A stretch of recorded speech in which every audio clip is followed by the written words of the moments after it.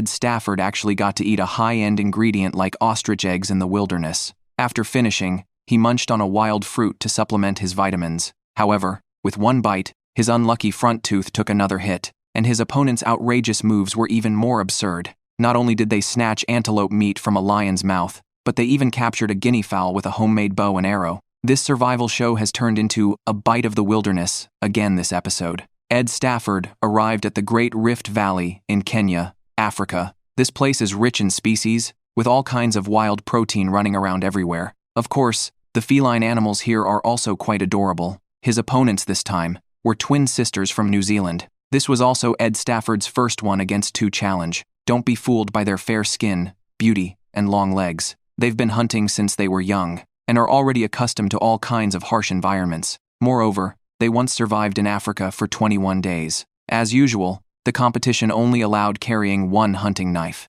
The hunting route was designed by Chinese survival expert Teddy. They would simultaneously start from the mountaintop beneath their feet. The entire competition was about 100 kilometers long. Along the way, they needed to cross the territories of many large predators, then cross a river full of crocodiles, and finally, whoever reached the destination, Mount Poi, first would win. After receiving blessings from the local tribal chief, Odom, the three quickly put on their climbing ropes, and then headed towards the bottom of the cliff. Right from the start, the two sisters planned to leverage their advantage of being two people. They decided to share one rope, and take the other one apart to use as a spare. Soon, Ed Stafford and the elder sister, Amber, smoothly reached the ground. Upon learning that the two sisters were taking one rope, a helpless Ed Stafford could only hurry up and set off quickly. Not long after, the younger sister, Serena, also smoothly reached the ground. Without taking a rest, the two followed closely behind and set off. However, the Sashan, descending the mountain, part of the journey wasn't easy. The thorny shrubs gave the two long-legged sisters a hard time, and there were steep cliffs everywhere. Fortunately, the two sisters could assist each other to complete the tasks. Ed Stafford, who was going it alone, didn't have it so easy. When encountering cliffs, he could only turn around and find another way without hesitation. Finally, after passing through a rock crevice, he barely found a way down the mountain. Soon, the two sides entered the grassland, one after another. On the other side, the sisters weren't in a hurry to set off. They planned to make a spear with bones first for self-defense. After all, when it comes to winning or losing, one's life is more important. But Ed Stafford didn't care about that. Not long after walking, he found an animal carcass. Although only the skeleton remained, the remaining tendons on it were valuable. They could be chewed with the mouth and used as ropes. As for the taste, it was hard to describe. Regardless of whether it was useful or not, he packed it away first. As he delved deeper into the grassland, Ed Stafford couldn't help but marvel. Animal footprints were everywhere on the ground. Just then, he casually looked up and saw a dead wild elephant lying ahead. Ed Stafford, who hadn't seen much of the world, was stunned. If he could take a chunk of elephant meat and pack it away, he could be carefree for the next few days. However, when he happily approached, he saw that a lion had already gouged a big hole in it. Judging from the meat quality, it should have been dead for several days, and had already started to rot and deteriorate. It seemed that the idea of scrounging a meal was out of the question. Helplessly, he could only quickly leave this trouble spot. He walked until evening, when he found an abandoned ant nest along the way. Ed Stafford immediately decided to camp here for the night. However, he couldn't just fall asleep directly here. He didn't want to be attacked by wild animals in the middle of the night. After building a fence with thorns, he still wasn't at ease, and lit a campfire. With the double protection of the fire, he was destined to have a pleasant sleep tonight. On the other side, the sisters found a space inside a rock crevice. Even the cameraman could sleep there with them.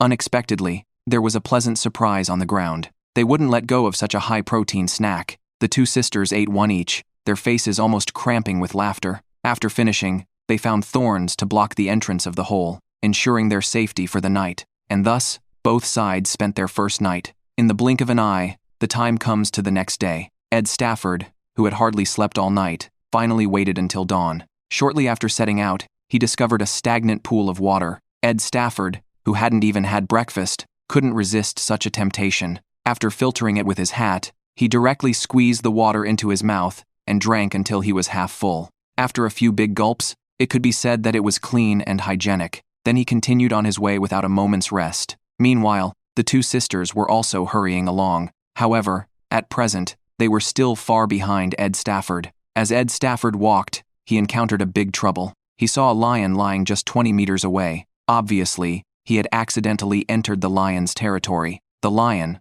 looking at the protein that had just been delivered to its doorstep, was completely bewildered. This scene instantly made Ed Stafford's hair stand on end. His intuition told him that if he didn't leave immediately, he might die on the spot. If all else failed, he would ask the cameraman to block for him temporarily, while he went back to get reinforcements. Fortunately, he finally managed to leave that troublesome place. The previous experience also made Ed Stafford more cautious. He also planned to make a weapon for self-defense. He happened to find a rotting antelope carcass under a tree. The two horns on it would be perfect for making a spear. Then he went to cut down a branch, and simply inserted the antelope horns into it, thus creating a spear. As the time approached noon, the scorching sun made Ed Stafford sweat profusely. To avoid getting sunburned on his delicate skin, he tied his shirt around his hat to block the sunlight. After finishing, he put it on his head, and suddenly, a hint of a Japanese vibe emanated. At the same time, the two sisters also encountered a situation. They found fresh drag marks on the ground,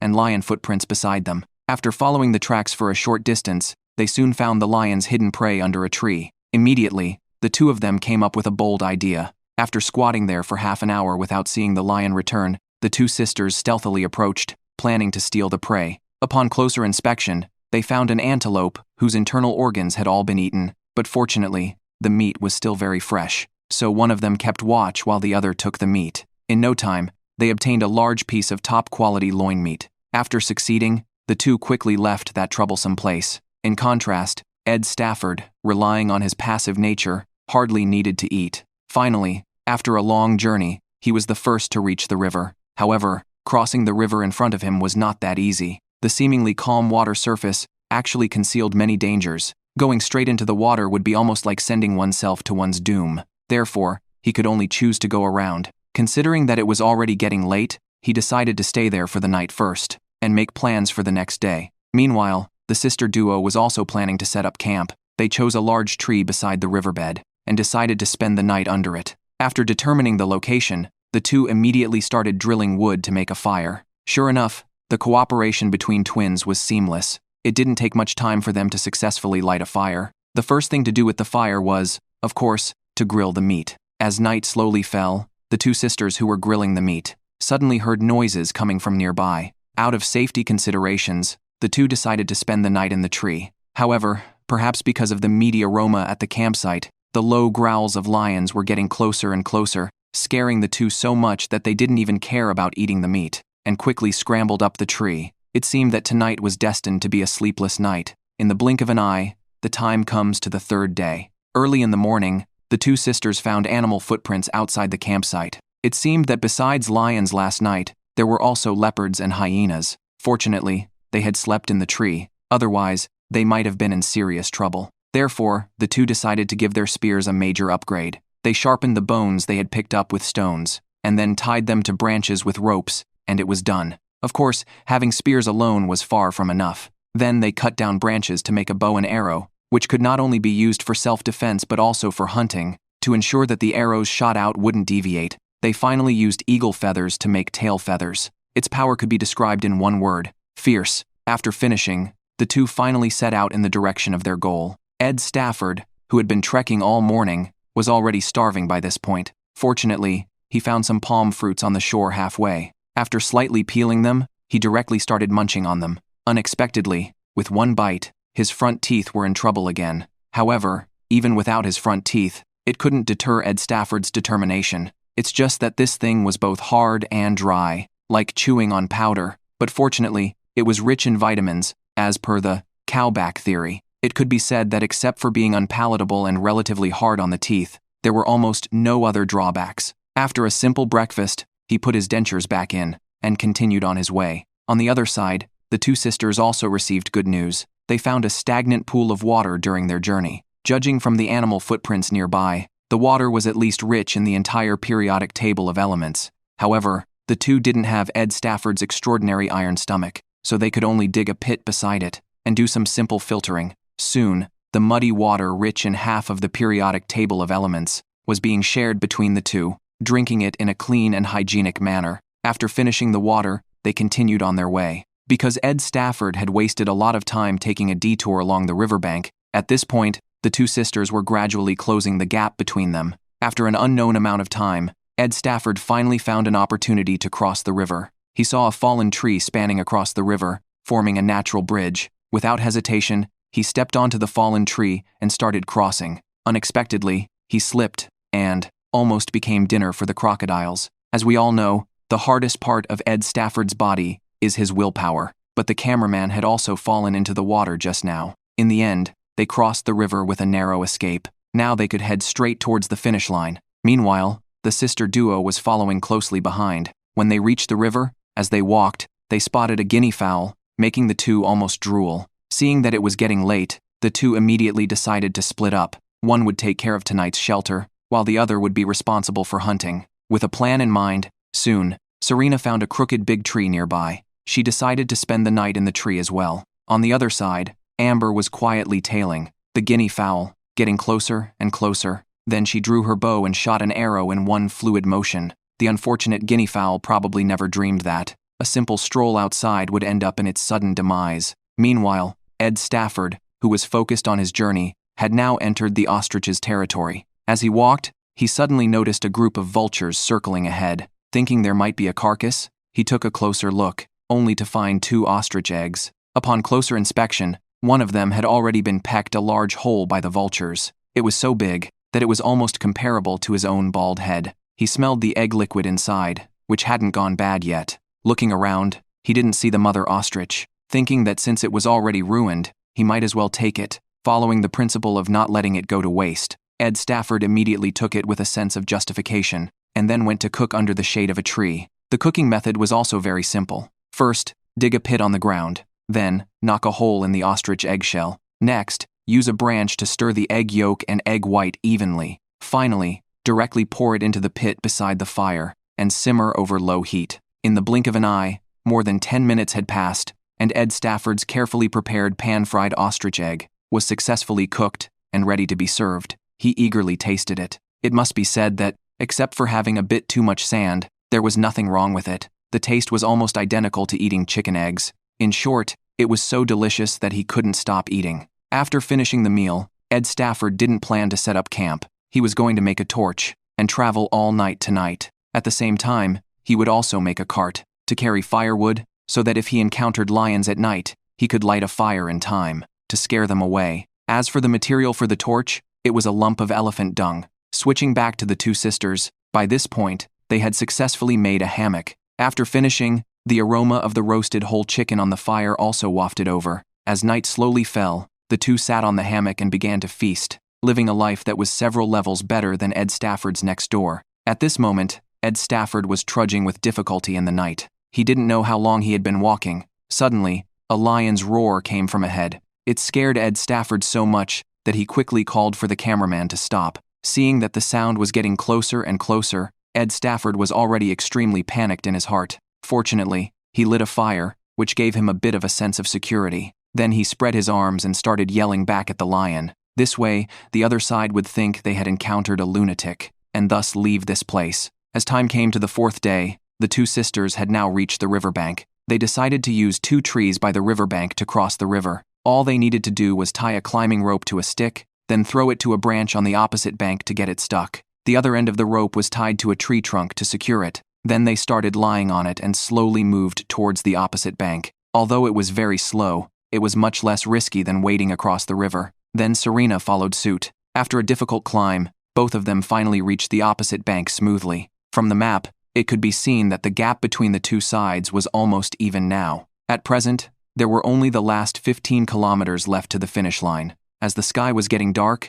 the 2 started planning to set up camp. On the other side, Ed Stafford could be said to be quite miserable. He had only eaten 1 ostrich egg in 4 days. Plus, he had been under high mental strain all the way, which left him physically and mentally exhausted. Helplessly, he could only choose to set up camp right there. Early the next morning, both sides started the final sprint. Currently, the 2 sisters were only 3 kilometers behind Ed Stafford, but the terrain on Ed Stafford's side was much more difficult. After finally climbing to the top of the mountain, he saw that the chief had been waiting for a long time. In the end, Ed Stafford was the first to reach the finish line and won the competition. Teddy, who was far away in the country, immediately gave verbal praise. Soon after, the 2 sisters also arrived at the finish line. This challenge thus came to a successful end. As the founder of 3 Days of Hunger and 9 Meals skipped, unexpectedly, Ed Stafford had taken his hunger-enduring skills to a new level. He persisted for over 100 hours by drinking water and eating a few bamboo shoots.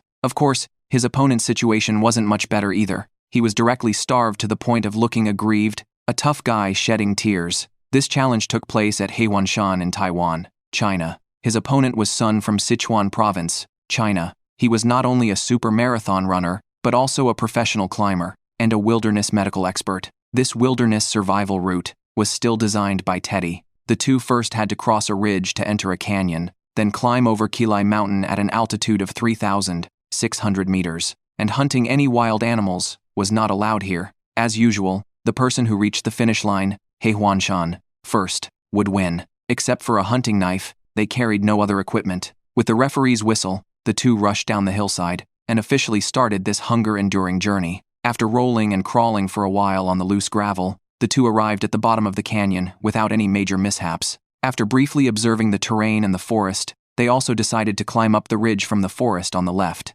On the contrary, Ed Stafford chose the relatively flat right side. As soon as he reached the ridge line, he spotted a waterfall in the distance. However, the direction of the waterfall was not consistent with the direction of the finish line. After surviving in the wild for many years, he knew well the importance of water sources in the wild. Considering that it would be almost impossible to find resources later, after thinking for 2.5 minutes, he finally decided to solve the water source problem first. At this time, Sun also found some unknown berries on his way up the mountain. Following the principle of whether it's poisonous or not, just eat it to find out. He picked them and immediately put them in his mouth. After a taste, he found they didn't taste bitter or astringent. Based on his past experience, he judged that this thing should be non-toxic, but he didn't dare to eat too much. At this time, Ed Stafford, who was heading to the waterfall, also found something good. In the bamboo forest, he found many young bamboo shoots that had just grown out. They tasted exactly the same as eating bamboo shoots. Although they were delicious,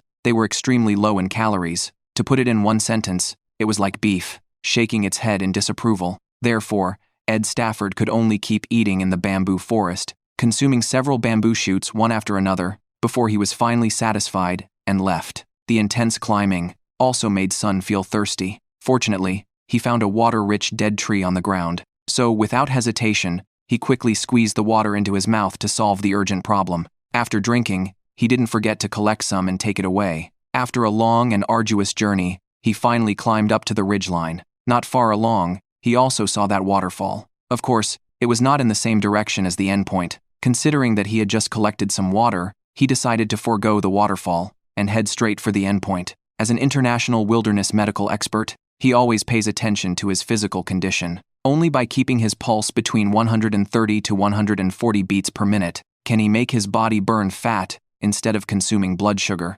Meanwhile, Ed Stafford had arrived at the waterfall. Without saying a word, he drank until he was about 70–80% full. As evening approached, Sun set up tonight's shelter under an uprooted tree. On the other hand, Ed Stafford found a rock cave near the waterfall. Since he had taken a detour for water today, he was very dissatisfied with his current progress. In the blink of an eye, it was the next day. Ed Stafford got up early and planned to make a water bottle out of bamboo. By the bamboo joints inside, he could increase its capacity. Meanwhile, it started raining in the morning where Sun was, so he quickly found a mountain spring nearby. After drinking, he peeled off a complete piece of bark and also planned to make a water bottle. Then he found some rosin to use as an adhesive. By melting it and applying it to the gaps, he achieved airtightness. If all went well, this water bottle should be able to carry about 2 liters of water. On the other side, Ed Stafford set off in a hurry. He knew he was far behind his opponent. To catch up on the lost progress, he decided to pick some pine cones to make torches